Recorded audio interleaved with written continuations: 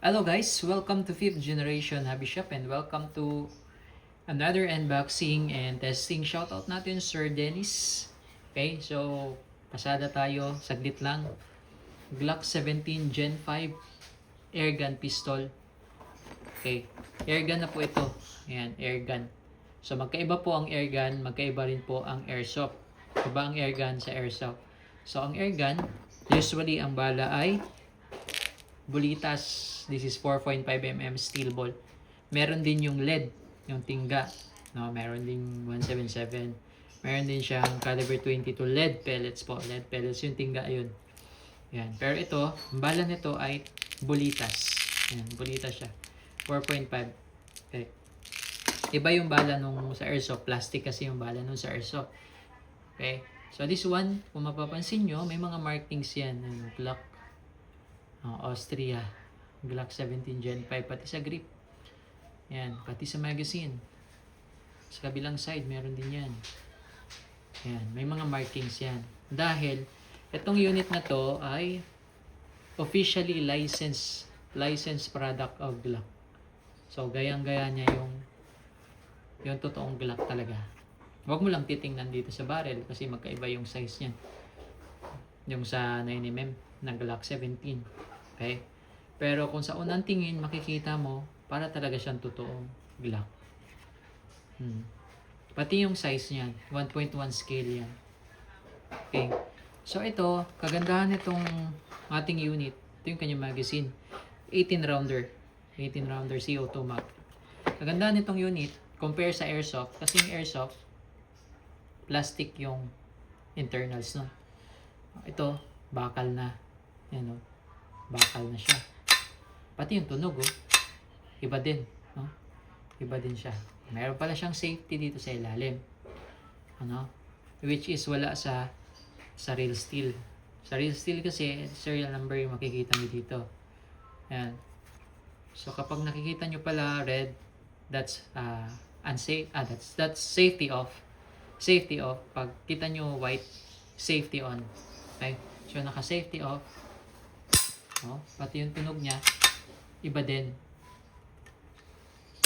Parang sa totoo din, di ba? Yan, iba din siya. Hindi lang masyadong kita dito. Meron siyang firing pin dyan na yung pumipitik. Meron yan, firing pin, di lang kita. Pag kinalabit mo siya, makikita mo dyan. Madilim lang kasi. Hindi kita sa video. Pero meron siyang firing pin na yun yung pumapalo dito sa kanyang bulb. Ito yung kanyang bulb. Ayan yung pinapalo na, no? Diba? Yan.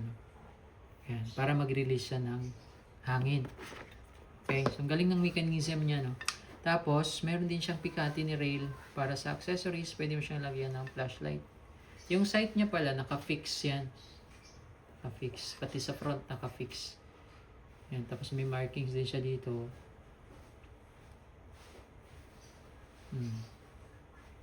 9x19 kasi this is 9mm sa Glock 17 Gen 5 is 9mm. Okay, so ngayon out of the box may kasama siyang manual. Syempre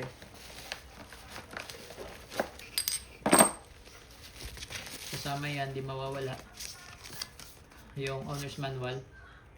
Ayan, airgun at yung manual ng maintenance. Okay. And then, yung kanyang tool, yung Allen. Kasi nga, pag nilalagyan mo siya ng CO2, yan, pag ganyan, pipihitin mo kasi to. Ayan. Yan. Pipihitin mo to. So, once na hinigpitan mo na, mabubutas na to. Mabubutas na siya. Yan. Butas na yan. Punctured na kumbaga. So, always mo check. Minsan kasi nag-auto evaporate siya yung CO2. Katagalan. Pag ginagamit mo siya ulit, lalo na pag di mo siya nagagamit ng matagal, nauubos siya. Yung CO2. Nauubos yun. Lalo na kung mainit, yung panahon, nag-evaporate siya. Nauubos. Ayan. So, pag-load pala ng bala, pag ganyan lang, tatak-tak mo lang siya. Capacity niya is 18. So, ganyan lang. Then, load. So, this is blowback semi-automatic airgun pistol. Glock 17 Gen 5. Putukin na natin. Okay. Glock 17 Gen 5. Oh. Ayan, blowback po yan. Smooth ang trigger niya. Nga pala, yung trigger nito malalim po, no? Isasagad nyo talaga sa dulo yung trigger pull nyo. Malalim siya.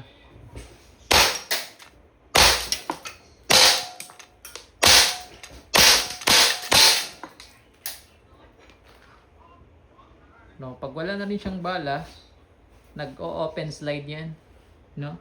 Tulad sa totoong baril, nag-o-open slide.